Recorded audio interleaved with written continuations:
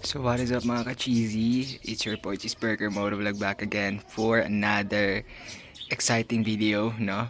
This time, it's gonna be a tutorial video. Actually, not a tutorial video kasi pinanood ko lang din naman yung pag-change oil ng motor na to sa YouTube. At gagawa ko ng sarili kong version ng tutorial, no? So, as you can see here, um, ayun yung Honda Beat, nasa labas yung sniper. I-change oil natin ngayon tong NK400. So nanggaling siya sa ride nung December 25, yung free toll access, no. Tapos yun na yung last ride niya bago ko siya i-change oil. Actually, this is the first time na i-change oil ko siya ng ako kasi most of the time sa mga previous change oil pina-change oil ko siya sa sa mga shop or sa kasa. So ito na yung status ng langis. I'm not sure if okay pa yan or hindi. But anyway, naka 2,000 kilometers na siya. And naka 6 months na din. Hindi ko kasi gaano ginagamit to. Hindi ko gaano ginagamit yung motor. So, 2,000 kilometers lang yung naano ko for the past 6 months. So, ito yung status ng ng langis. Naka-paddock din siya as you guys can see. Para makita ko yung actual level ng langis, no? Pagka naka-straight yung motor. So, ayun na nga, ito yung sarili kong version ng pag-change oil, no? Ng 400 NK400 version 4. Ang gagamitin natin lang is as always, ito naman lagi kong ginagamit na lang is ever since Liqui Moly, no? So 3 litro yung meron tayo dito, pero ito babas na tong isa. So 2.2 liters ang, pero kukuhaan natin to ng 200 milliliters. Kasi to 2.2 as you guys can see here naman. Let me just clear it up real quick. Ayan, as you guys can see. Alright. Filter remove, since magpapalitin tayo ng oil filter, 2.2 liters ang kailangan. So ito ang lagi kong oil filter na ginagamit. Isang beses lang siya nakatikim ng itong motor. Simula nung napasa akin siya, isang beses lang siya nakatikim ng stock na oil filter. Which is yung pagkuha ng motor. Then ever since then, nung sinubulan ko siyang ipa-change oil, ito lagi ang ginagamit ko. And mahigit 2 years na yung motor sa akin. Wala namang problema kahit na ito ang ginagamit. Super compatible to. Ito talaga ang best alternative kung hindi kayo mag-i-stock na oil filter. Then ayun, ito as always, Liqui Moly 15W50 ang lagi kong ginagamit. So isisend ko yung link kung saan ko to binili online. And ito, link din yan. Then ito yung pinakabago kong binili, pantanggal ng oil filter, kasi yun din ang isa sa mga reason ba't ako nagpapa-change oil sa labas, kasi nga feel ko mahirapan na matanggal yung oil filter without a proper tool But anyway, this time gusto ko nang ako mag-change oil, kaya nag-order na lang din muna ako nito, no? So mas mura pa to kaysa sa ibabayad ko sa labor sana kung sa labas ako magpapa-change oil. So let me just set it up. Let me just set up the camera, no, to have a proper angle ng pag-change oil natin, and I'll get back to you guys. Alright? Wait lang. So ayun, going back. Uunahin na natin tanggalin yung langis as usual. Ganun naman yung pag-change oil, diba? So same lang kahit na 400cc to, kahit na big bike. Same lang naman din yung procedure sa sa mga smaller bikes. So ito sa na yan, sa cap na yan, sa drain plug, gagamitan natin siya na 18mm na socket at saka ratchet wrench. So counterclockwise ang pagpihit. Now gawin na natin. Tingnan natin kung mabisa.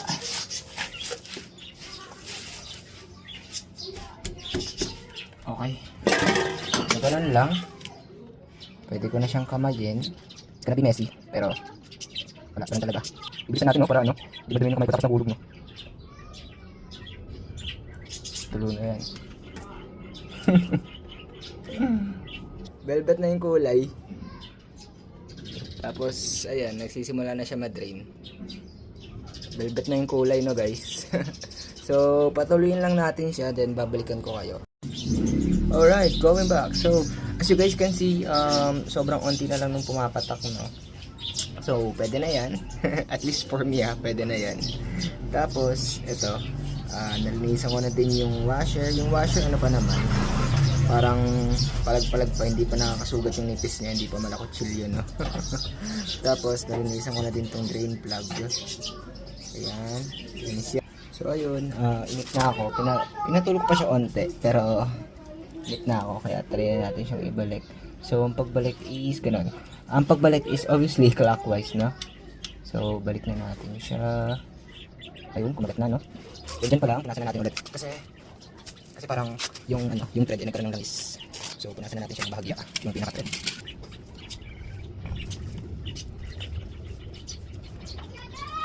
Ayan. Punasan ko na siya, paikot na punas yung ginawa natin. Sorry for the background noise, guys.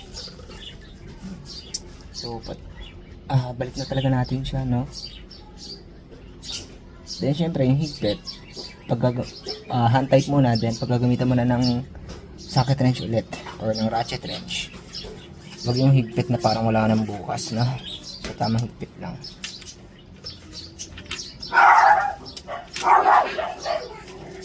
One, two, 3, 4, 5. Set aside lang natin to. Then, ang next naman natin ay yung ano ba? Yan, oil filter. As you guys can see, Vic ang lagi kong ginagamit now. So, yan ang next natin, oil filter. And Vic pa rin gagamitin natin. So, ano ko lang to, set aside lang natin to, then babalikan ko ulit kayo guys. Alright?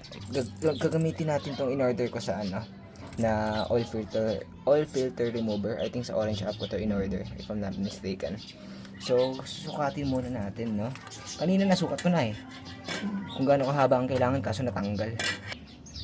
So, ayan, naiikot ko na siya, no? Unti-unti. Then, expect nyo na din na masisira yung yung tawag dito, yung lumang oil filter, yung currently na nakakabit, magkakaroon na siya ng mga dents. But obviously, di nyo na naman ito gagamitin, so that's fine. So, nalawagan ko na siya, pwede na siyang ma-hand loose. Hand loose natin siya dahan-dahan. Ay mga, tumulo. Patuloyin muna natin. So, may dumating ng kapatid ko dito manonood. So, patuloyin lang muna natin. Oo, natanggal ko na muna yung dito sa drain plug dito. Ha? Oo, ano talaga tayo, oil filter remover talaga tayo. So, tanggalin ko siya dahan-dahan. So, pang Toyota Vios pala to. Nga pala, di ko nasabi sa inyo, pang Toyota Vios talaga tong na to. Oil filter na to, pero super compatible. Tulad nga, nasabi ko, ever since ito na ginagamit ko. So, ayun. Ayun. As you guys can see, okay na. Nalinis ko na yung pinaka bunganga. Ayan, yung pinaka bunganga, nalinis ko na. Yan yung pinakalinis na kaya kong magawa. Unbox natin to. Itong Vic C110.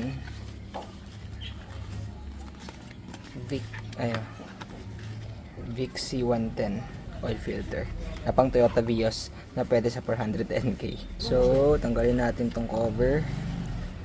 All goods naman as always. Isa lang din yung binibilan ko ng online. Yung shop lang na yon, yung binibilan ko nito, ilalagay ko na nga lang yung link sa description. Lahat ng link ng mga bagay-bagay na ginamit natin ngayon, no, ilalagay ko na lang sa description. So, yun at yun ang binibilan ko. All goods. Never failed me naman. Ilulubricate natin to. Then, hand tight lang. Okay? Always remember na sa pag-loose ng oil filter, pwede kayong gumamit ng tool tulad ng ginawa ko. And sa pag-tight naman, hand tight lang. Okay? I-ano lang din natin to. I-ready natin to, no? Para if ever na may tumulo, may sasalo. Uy, may sasalo. So, ganyan lang. Oops. Tapos, lubricate natin siya. Pero maganda din kung i-prefill yung i-prefill nitong oil filter, half full ang pag-prefill. Much better yan, much better practice. Pero kaya natin gawin, pasikat kaya tayo, no? I-prefill natin siya. Oh, why not? Para maiwasan yung yung dry start. Wala sa gitna, masyado ako na-zone out. Okay, unti pa. Ayan. Tapos kahit hindi half full yung gawin natin, no, para sure lang. Para hindi tayo ma-conscious. Pero ayan. So ayan na lubricate na natin yung gasket. Alright, then afterwards i-pre-fill na din natin siya. Okay, just make sure na nasa gitna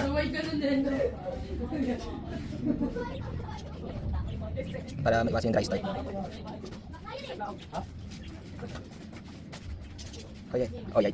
Alright, pwede na yan. Para lang maiwasan yung dry start, no? I mean, okay lang naman kahit hindi i-pre-fill. Pero, ayun nga, good practice na pini-pre-fill siya. So, lagyan pa rin natin ng pang-abang, just in case na may tumulo. Since nag-pre-fill tayo. At expected matutulo.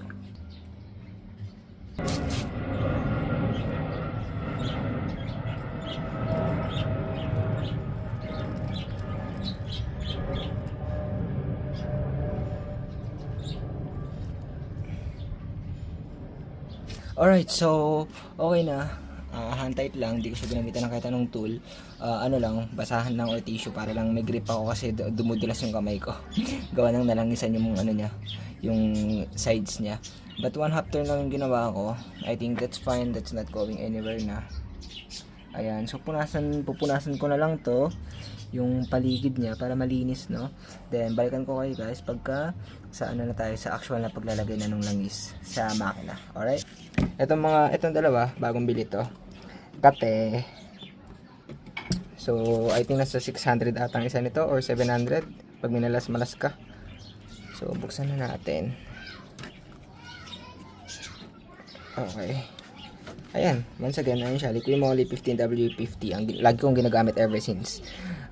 Kinuha ko tong NK400, brand new, sa Motorcycle City Antipolo.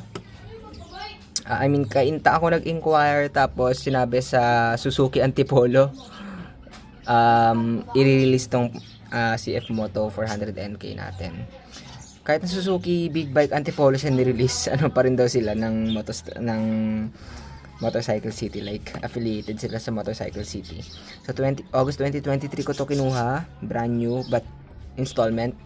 Nagdown ako ng 50%, then 2 years ko siyang binayaran, but supposedly dapat itong August 2025 siya matatapos yung 2 years. Pero June pa lang finally paid ko na siya para maka-discount.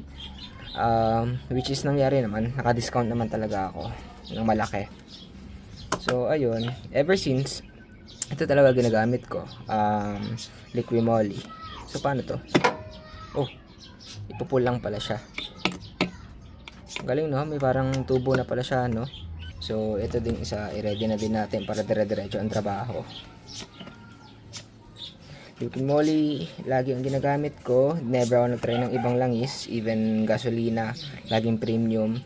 Then, ayan, yung sa oil filter, mas mahaba yung stock ng CF Moto 400 NK. Pero, like I said, after ng stock, ayan na talaga lagi kong ginagamit. And, wala naman ako na-encounter na problema. So, ayan, going back guys, sorry kung medyo naging mahaba yung video. At least detailed tayo, diba? Tapos puro kalokohan. So, ayun, nalinis ko na yan. That's the pinakalinis na magagawa ko. And even this, nalinis ko na din. Ito na din yung pinakalinis na magagawa ko since tissue yung ginagamit nga natin. Ayoko din kasi magamit ng mga basahan or ng rugs kasi may naiiwang or may dumidikit na mga himulmol. So, pangit naman yun. So, going back sa real quick backstory, no? Yun nga, binenta ko yung Motorstar Z200X ko para dito. Binenta ko siya ng I think second week ng July 2023 ko siya pinost. Then after 5 days nabili siya agad. Then August 5, 2023 ayun, nailabas ko tong tong 400NK. And you know what's weird, kasi 1 week after ko mailabas ng 400NK, siya namang inilabas yung 450NK. So at the time nang hinayang ako kasi 450NK na yun, no? Iba pa yung engine configuration nun. Naka pa yun, naka parang anong tawag nila doon, 270 crank ata ang 270 degree crank ang ginamit doon na engine configuration. But anyway, mas eventually okay na din naman. Super nagustuhan ko tong NK400. Gawa na mas bulky siya, mas bochog siya tignan, mas big bag siya tignan compare sa sa 450NK. At saka din naman, matulin syempre. At saka maganda din yung tunog. Punit talaga yung kalsada. So, simulan na nating lagyan ng langis. Unahin na muna natin yung mga litro bago yung may tira. Let's go. Okay, so ayun naman, ganito lang naman ang ginagawa, no? Kailangan na ng embudo ay ng funnel. Pati ito, yung langis, syempre. Alam niyo naman kung paano nagawin to. So ipopost ko muna siya hanggang dun tayo sa last 200 milliliters, no? And babalikan ko kayo. So, ayun guys, nasa ikalawang litro na tayo. Actually, hindi pa gaano tapos yung first liter na sinasalo kanina or na lalagyan natin kanina. Kaso kasi, tawag dito, baka may mga nakadikit-dikit pa sa sa gilid-gilid nung lalagyan. At saka ito, nakikita nyo to. Kita ba sa video?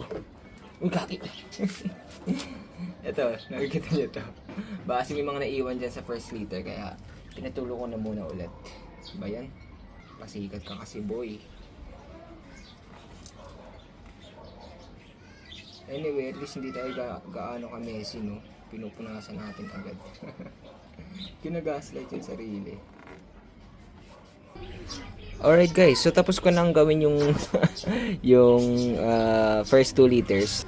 And dito na tayo sa last 200 milliliters. So, let's get into it.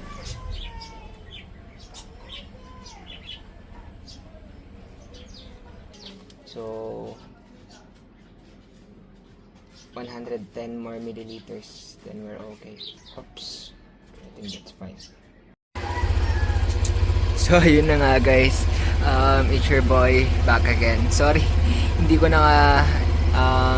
agad kayo nabalikan sa video na to kasi na-deadbat yung battery ko kanina while we're recording, no? Pero nagawa ko ng ma-change oil. Everything is tightened up.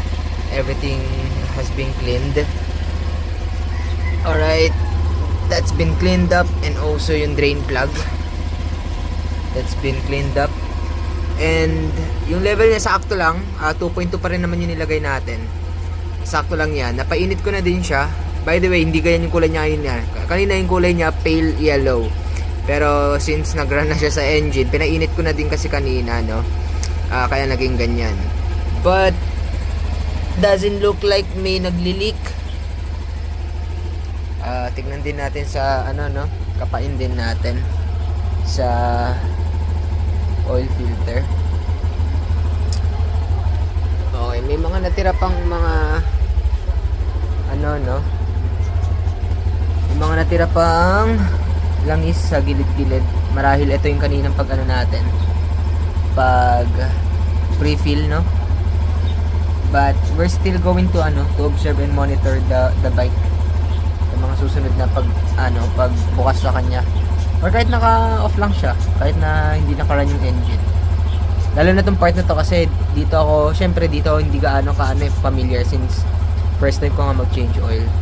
Tapos ganito pa kalaki yung oil filter. So ayun, that's pretty much it. As you guys can see, pinaiinit ko yung bit ngayon, gagamitin ko siya, ilalabas ko. And then andito lang yung sniper sa gilid ng bahay namin. So, oo din pala, for documentation, nag-change oil tayo, wala akong gas. Naubos yan nung nagtagaytay ako nung December 25. So, nag-change oil tayo 9.2. So, I think etong video na lang din yung gagawin kong reference para sa future change oil natin. Well, I guess that's pretty much it for this video, guys. I hope you guys like the video. I hope nakatulong ako somehow. I hope naaliw kayo sa pag-change oil natin, no? Sa kulitan, kwentuhan, and all that good stuff. So, please support the channel if you can. Subscribe, share, like, comment. Tell me your thoughts about it, about the video, or any recommendation. We'll get right into it. Okay? Thank you very much, guys. Cheeseburger kayo sa akin. And for now, cheese out.